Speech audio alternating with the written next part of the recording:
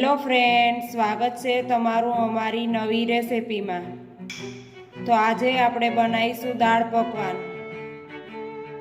દાળ પકવાનને એકદમ ટેસ્ટી બનાવવા માટે મેં અહીં સૌથી પહેલાં 1 કપ ચણાની દાળ લીધી છે। તેને એક મિક્સી બાઉલમાં એડ કરી લેશું।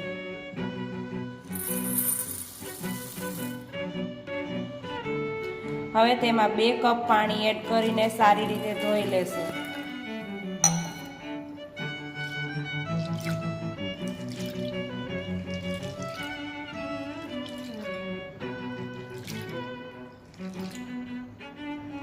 હવે તેમાંથી બધો કચરો નીકળી ગયો છે। હવે તે પાણીને કાઢી લેશું। હવે તેમાં 2 કપ પાણી એડ કરીને 30 મિનિટ માટે પલળવા દેશું। હવે આપણી દાળ પલળી ગઈ છે, તેમાંથી બધું જ પાણી કાઢી લેશું। પલાળેલી દાળને પાકતા ખૂબ જ ઓછો સમય લાગે છે। હવે કુકરમાં દાળને બાફવા માટે મૂકી દેશું। 2 થી 3 વિસલ કરી લેશું।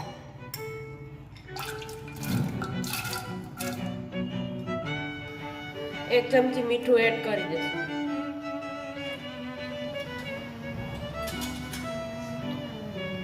થોડી હળદર,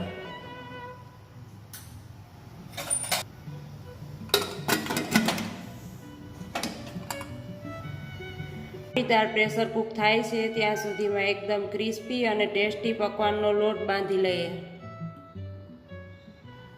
તેના માટે મેં અહીં 1 કપ મેંદો લીધો છે। તેની સામે 1 કપ ઘઉંનો લોટ એડ કરીશું અને તેને ક્રિસ્પી બનાવવા માટે 2 ચમચી રવો એડ કરીશું। સ્વાદ પ્રમાણે મીઠું એડ કરીશું। આ રીતે હાથેથી ક્રશ કરીને થોડો અજમો એડ કરીશું।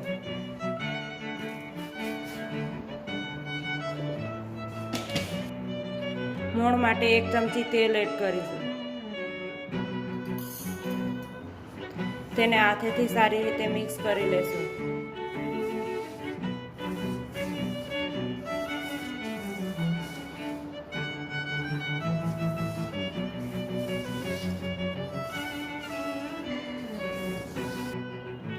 થોડું થોડું પાણી એડ કરતા જશું અને પકવાનનો લોટ તૈયાર કરી લેશું।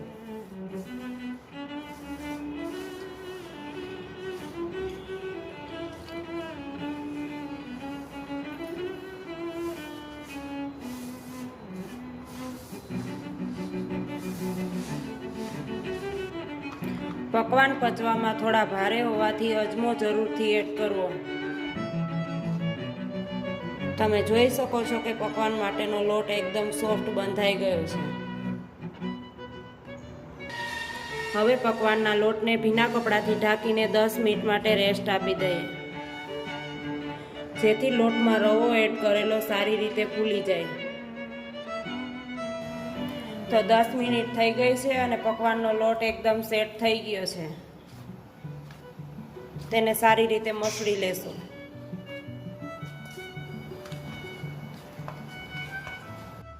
પકવાન બનાવવા માટે આ રીતે નાનો લુઓ લઈ બધા પકવાન વણી લેશું। તમે તમારી રીતે નાના મોટા પકવાન વણી શકો છો। હવે પકવાનને વણતા પહેલા થોડું પાટલા ઉપર તેલ લગાવી લઈએ। પકવાન વણતી સમયે ખાસ ધ્યાન રાખવું કે તેમાં કોરા લોટનો ઉપયોગ ના કરવો, નહીતર તમારું તેલ ખરાબ થઈ જશે। તમે જોઈ શકો છો કે પકવાન માટેની મેં પૂરી વણી લીધી છે અને મેં આ પૂરીને મીડિયમ થિકનેસ વાળી રાખેલી છે અને વધુ પડતી પતલી પૂરી નથી કરવાની। હવે કાંટાવાળી ચમચીથી આ રીતે હોલ કરી લઈએ।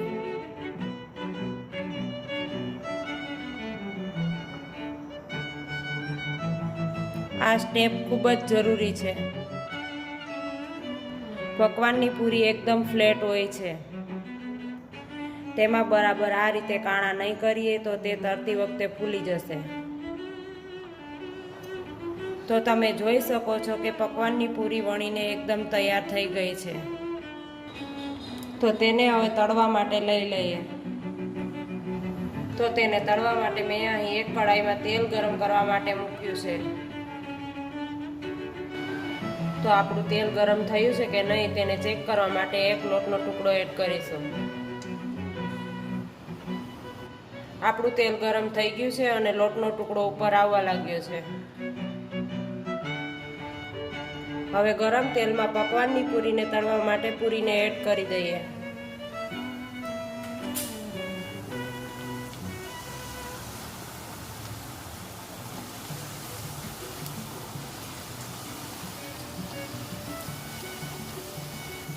પકવાનની પૂરીને ઝારાની મદદથી આ રીતે પ્રેસ કરતા જશું અને ફેરવતા જશું જેથી તે ફૂલી ના જાય.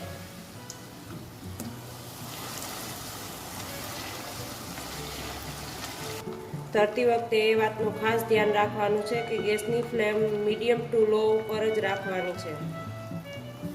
જો તમે ગેસની ફ્લેમ હાઈ રાખશો તો અંદરથી પોચા અને બહારથી ક્રિસ્પી થઈ જશે. તમે જોઈ શકો છો કે આપણું પકવાન બંને બાજુ ગોલ્ડન બ્રાઉન થઈ ગયું છે. તો તેને હવે એક ડીશમાં કાઢી લેશું. તો બન્યા છે ને આપણા પકવાન એકદમ ક્રિસ્પી. તો આ રીતે બધા જ પકવાનને તળી લેવાના છે. આ રીતના મેં બધા પકવાન તૈયાર કરી લીધા છે. આ પકવાનને એરટાઇટ ડબ્બામાં 7 થી 8 દિવસ સુધી સ્ટોર કરી શકાય છે. આ પકવાન સવારે ચા સાથે નાસ્તામાં પણ લઈ શકાય છે. હવે તમે જોઈ શકો છો કે આપણી દાળ બફાઈને તૈયાર થઈ ગઈ છે.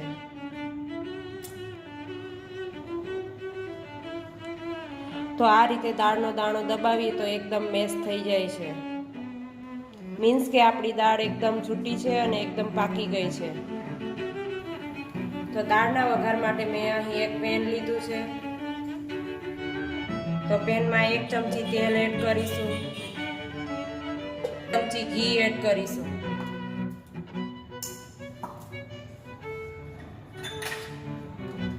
થોડી રાઈ એડ કરીશું.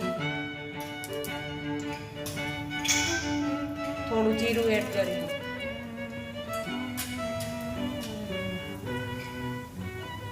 અડધી ચમચી હિંગ.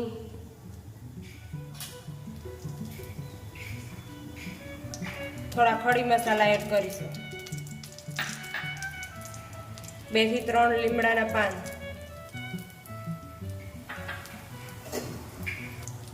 એક નંગ કાપેલું મરચું.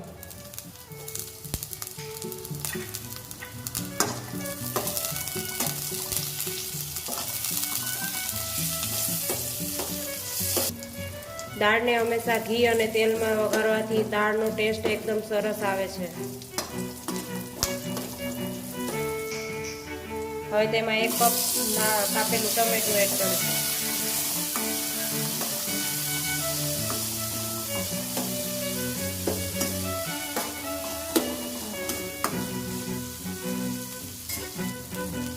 થોડી હળદર એડ કરીશું. સ્વાદ પ્રમાણે મીઠું એડ કરીશું. હવે તેને સારી રીતે પકાવી લેશું.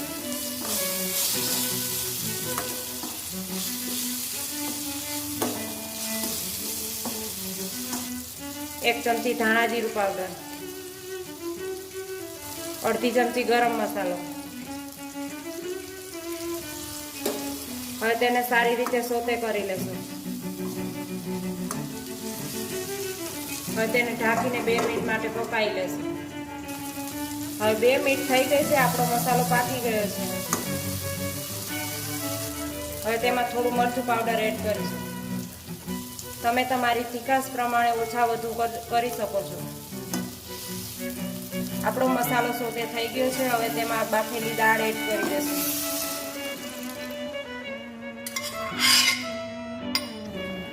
હવે તેમાં અડધો કપ જેટલું પાણી એડ કરીને 2 મિનિટ માટે ઢાંકીને પકાવી લેશું. હવે આપણી દાળ તૈયાર થઈ ગઈ છે. તેને નીચે ઉતારી લેશું. હવે તેમાં થોડા ધાણા એડ કરી દેશું. આપણી આ દાળ એકદમ સર્વ કરવા માટે રેડી છે. દાળ પકવાનને સર્વ કરવા માટેની 2 રીત છે. તો સૌથી પહેલાં મેં અહીં એક ડીશ લીધી છે. અહીં આપણે 2 પકવાનના ટુકડા કરી લઈશું.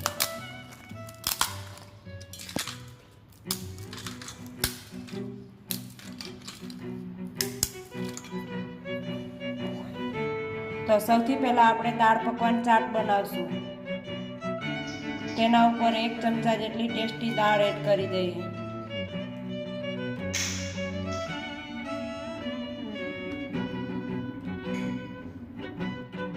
હવે મેં અહીં 1 ચમચી જેટલી ગ્રીન ચટણી એડ કરી લીધી છે. આ ચટણી કેવી રીતે બનાવવી તેનો વિડીયો ઓલરેડી અપલોડ કરેલો છે. તેની પર ખજૂર આંબલીની ચટણી એડ કરી દઈએ. તેની ઉપર ચોપ કરેલી ડુંગળી થોડી એડ કરી દઈએ. થોડી ઝીણી સેવ, થોડો ચટપટો ચાટ મસાલો, થોડી મસાલા સીંગ એડ કરી દેશું.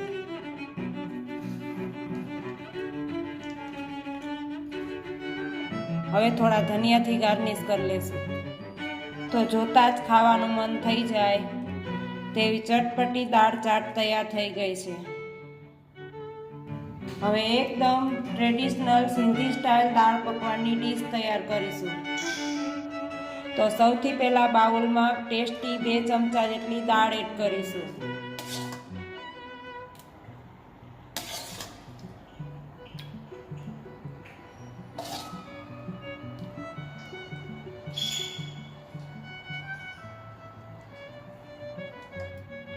હવે ઉપરથી થોડી ગ્રીન ચટણી,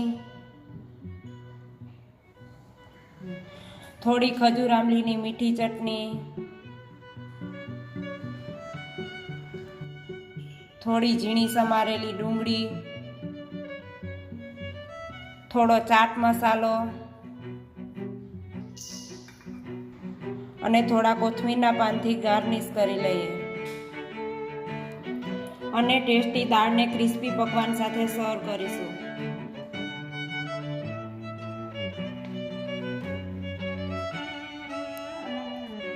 જો તમને મારી આ રેસીપી ગમી હોય તો અમારી ચેનલને સબસ્ક્રાઈબ કરો. નવા વિડીયો જોવા માટે બેલ આઇકનને જરૂરથી દબાવો.